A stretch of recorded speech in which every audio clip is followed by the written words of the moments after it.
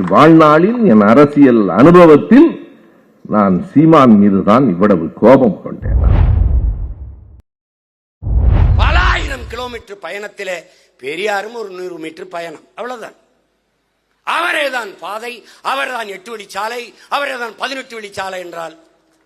அனைவருக்கும் வணக்கம். நாம் தமிழர் கட்சியின் தலைமை ஒருங்கிணைப்பாளர் அண்ணன் சீமான் அவர்களை கண்டித்து திராவிட இயக்க தமிழர் பேரவையின் சார்பாக மாபெரும் கண்டன ஆர்ப்பாட்டம் நடத்தும் என்று ஐயா சுபவீர பாண்டியன் கடந்த வாரம் ஒரு அறிவிப்பு வெளியிட்டு இருந்தாங்க. அந்த நாள் முதலே பலரும் எதிர்பார்த்து கொண்டிருந்தது என்னன்னா, இந்த திராவிட கூட்டம் என்ன பேச போகுது, வழக்கம் போல பொய்யத்தான் பேச போறானுங்க, அதுக்கு எதுக்குடா இவ்வளோ பெரிய பில்டப் அப்படின்னு பலரும் யோசித்தது உண்டு. அதற்கேற்ற வகையிலே நேற்று அந்த போராட்டம் சென்னையில் நடந்தது.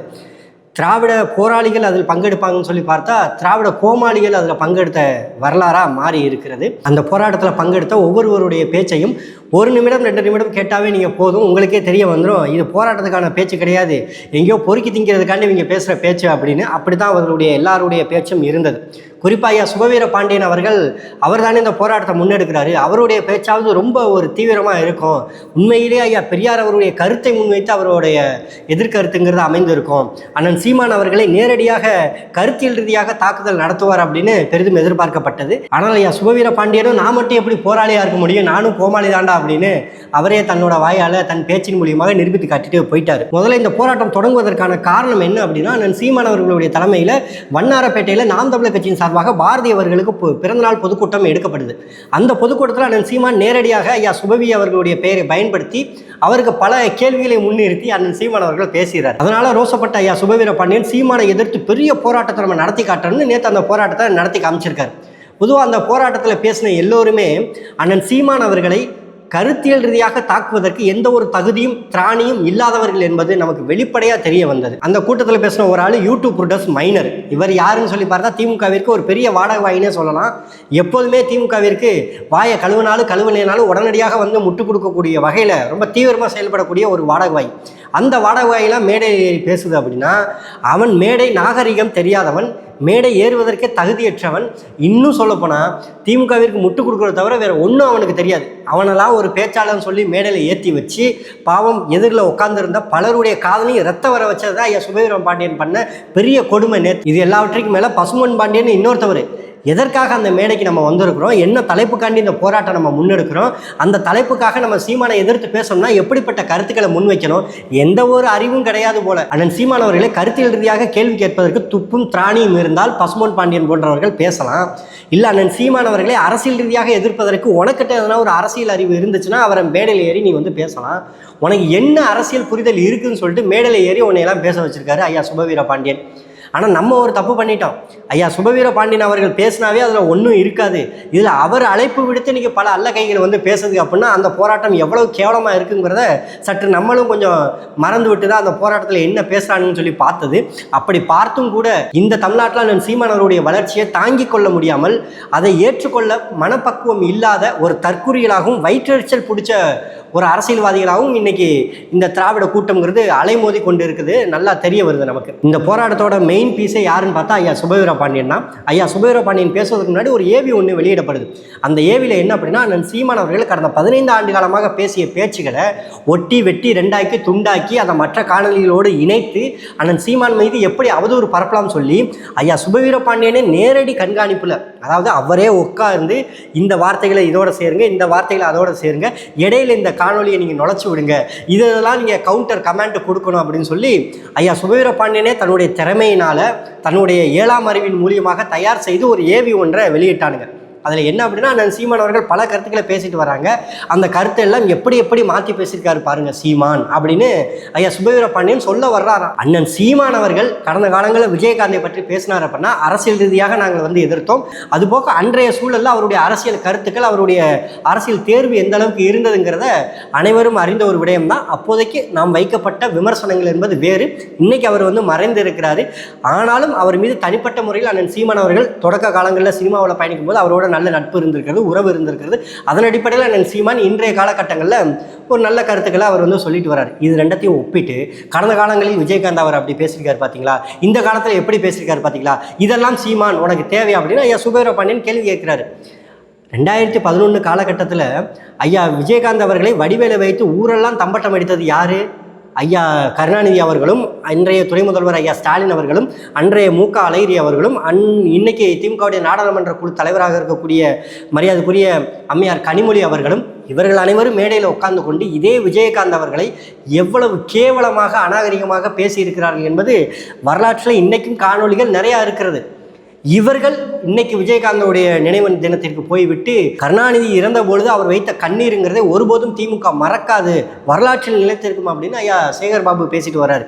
அப்போ நீங்கள் கடந்த காலங்களில் பேசியதை விட அண்ணன் சீமான் அவர்கள் கடந்த காலத்தில் பேசியிருக்காரு. தமிழ்நாட்டில் ஒரு அநாகரிகமான அரசியலை விதைப்பதற்கு முதலில் விதை போட்டது யாரு? ஐயா ஈவே ராமசாமி அவர்கள், ஐயா கருணாநிதி போன்றவர்கள், திராவிட முன்னேற்ற கழகத்தை போன்றவர்கள், இன்னும் திராவிட முன்னேற்ற கழகத்தின் நட்சத்திர பேச்சாளர்கள் என்று சொல்லக்கூடியவர்கள் தான் இந்த தமிழ்நாட்டில் அநாகரிகமான அரசியலோட தொடக்கமே. அப்படிப்பட்ட அரசியலை தமிழ்நாட்டில் உருவாக்கி வைத்துவிட்டு எல்லா தலைவர்களையும் கொச்சையாக கேவலமாக பேசி எரிந்ததெல்லாம் இந்த திராவிட கழகம், இந்த திராவிட முன்னேற்ற கழகம். இன்னைக்கு என்னமோ இவர்கள் வாயிலிருந்து வருவதெல்லாம் புனித வார்த்தைகள் போலவும், இவர்கள் என்னமோ பெரிய யோக்கிய சிகாமணிகள் போல நேற்று மேடையில் என்னமோ அண்ணன் சீமான் அவருடைய கடந்த கால காணொலிகளை போட்டு இவனுங்க பேசிக்கிட்டு இருக்கிறானுங்க. ஐயா சுபவீர பாண்டியன் கடந்த காலங்களில் என்ன பேசினாருங்கிறது யாருக்கும் தெரியாதா? ஐயா சுபவீர பாண்டியன் ஜெயலலிதா அவர்களை ஆதரிக்கும் பொழுது கருணாநிதி அவர்கள் எப்படி பேசியிருக்கிறாங்க, திமுகவை சேர்ந்தவர்கள் எப்படி பேசியிருக்கிறாங்கிறது யாருக்கும் தெரியாதா? ஐயா வீரமணி அவர்கள் ஜெயலலிதா அவர்களை ஆதரிக்கும் பொழுது கருணாநிதி அவர்களை எவ்வளவு தூரம் எதிர்ப்பு தெரிவித்து பேசியிருக்காங்கிறது யாருக்கும் வரலாறு தெரியாது. ஐயா பெரியார் அவர்களை தேசிய பாதுகாப்பு சட்டத்தில் ஏன் கைது செய்யவில்லை? ஐயா பெரியார் அவர்கள் திமுகவை கண்ணீர் துளிகள் கட்சி என்று விமர்சிக்கும் போது ஏன் உங்களுக்கு தெரியல? இன்னைக்கு திமுகவை நாம் தமிழர் கட்சி விமர்சிக்கிறது என்கிற போது உங்களுக்கு கொந்தளிப்பு வருகிறது. அன்றைய காலகட்டத்தில் ஐயா பெரியார் அவர்கள் உயிருடன் இருக்கும் வரை திமுகவை எதிர்த்தாரா இல்லையா? திமுகவுடைய தலைவராக இருந்தால் ஐயா கருணாநிதியை எதிர்த்தாரா இல்லையா? உங்களுடைய அரசியல் நிலைப்பாட்டுகளை எதிர்த்தாரா இல்லையா? எவ்வளோ கொச்சையான வார்த்தைகளை ஐயா பெரியார் அவர்கள் பயன்படுத்தி இருக்கிறார். ஆனாலும் இன்னைக்கு அவர் உங்களுடைய அடையாள அரசியல், உங்களுடைய பிம்ப அரசியல், நீங்கள் முட்டுக் கொடுக்கக்கூடிய ஒரு தந்தையாக தலைவராக நீங்கள் உருவாக்கி வைத்திருக்கிறீங்க. இதெல்லாம் ஒரு புறம் இருக்க, தமிழ்நாட்டு அரசியலில் ஒரு மாண்பு ஒன்று இருக்கிறது. ஒருவரை ஒருவர் சந்தித்துக் கொள்ளும் பொழுதும் நாகரிகமான மரியாதை நிமித்தமான ஒரு உறவு பெயர்கள் எல்லாம் வைத்துக் கொள்வது நல்ல ஒரு விடயம். ஆரோக்கியமான அரசியல் தமிழ்நாட்டில் இருக்கணும்னா அது போன்றுதான் தலைவர்கள் நடந்து கொள்ள வேண்டும். இன்னைக்கும் ஐயா ஸ்டாலின் அவர்களை அண்ணன் சீமான் அவர்கள் பார்த்தாங்கன்னா மரியாதைக்குரிய முதல்வர் தான், மாண்புக்குரிய முதல்வர் தான்.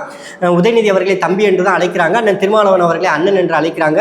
அன்புமணி ராமதாஸ் அவர்களையோ சின்னையா, பெரியய்யா அப்படின்னு சொல்லி அழைக்கிறாங்க. வேல்முருகன் அவர்களை ரத்தம் என்று சொல்கிறாங்க. இன்னும் நிறைய பேரை தமிழ்நாட்டு அரசியலில் உறவுமுறை வைத்து திருச்சி வேலுச்சாமி அவர்களை மாமா என்று அழைக்கிறாங்க.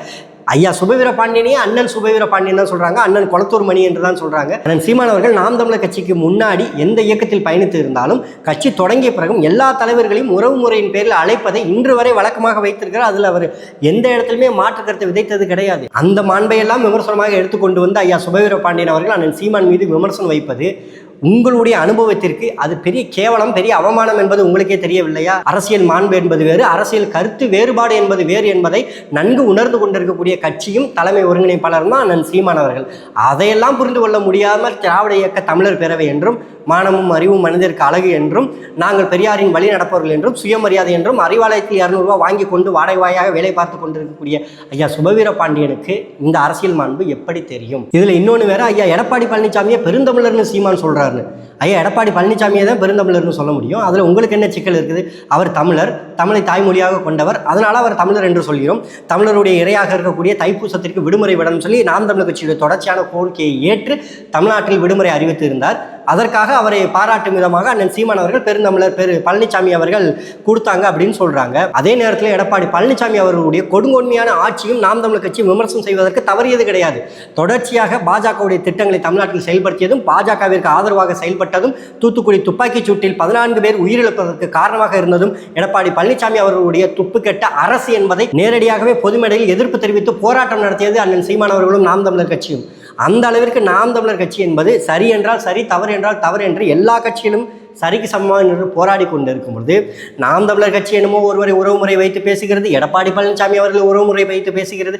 அதில் உங்களுக்கு என்ன சிக்கல்?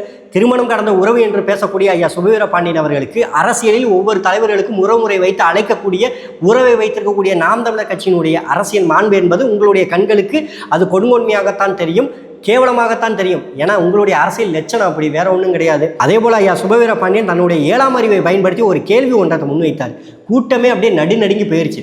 பாரதியார் அவர்களுக்கு 11ஆம் தேதி பிறந்தநாளுக்கு 20ஆம் தேதி எதற்காக பிறந்தநாள் பொதுக்கூட்டம் எடுத்தாங்க தெரியுமா? அதை நான் சொல்கிறேன் அப்படின்னு ஐயா சுபவீர பாண்டியன் சொன்னார். சரி, உண்மையிலே ஏதோ ஒரு புதுசாக ஏதோ ஒரு விடயத்தை கண்டுபிடிச்சிருக்காரு போல, சொல்லத்தான் போகிறாரு. என்னடா சொல்ல போகிறான்னு சொல்லி பார்த்தா 11ஆம் தேதி பிறந்தநாள் 20ஆம் தேதி நடத்துவதற்கு காரணம் 17ஆம் தேதி அமித்ஷா அவர்கள் நாடாளுமன்றத்தில் அம்பேத்கரை பற்றி பேசுகிறாரு.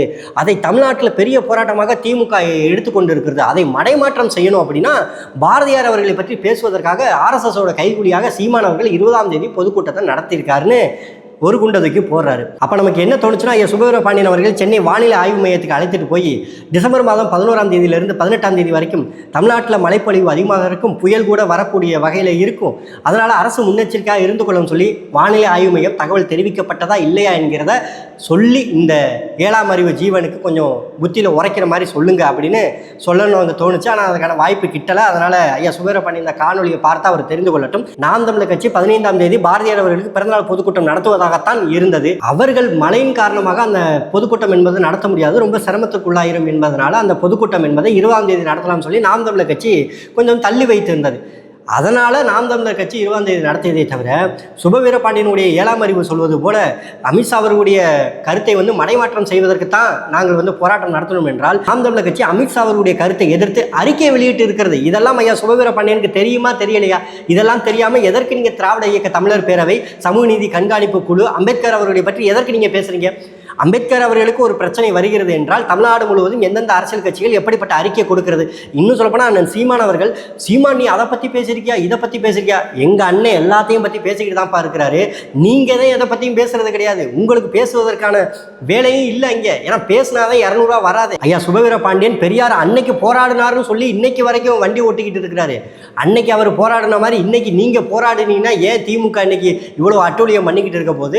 இறுதி ஐயா சுபவீர பாண்டியன் ஆள் மனதிலிருந்து என்ன சொல்றாருன்னா, என் வாழ்நாளில் இவ்வளவு தூரம் நான் கோபப்பட்டதே கிடையாது, சீமானால தான் நான் இவ்வளவு கோபப்பட்டுக்கிட்டு நான் வந்து இருக்கிறேன். ரொம்ப வருத்தப்பட்டு மேடையில கலங்கி நின்றதெல்லாம் நம்மளால பார்க்க முடிந்தது. கூடுதலா தமிழ்நாட்டில் இருக்கக்கூடிய எல்லா இளைஞர்களையும் சீமான் அவர்கள் ஏமாத்தி கொண்டு இருக்கிறாரு.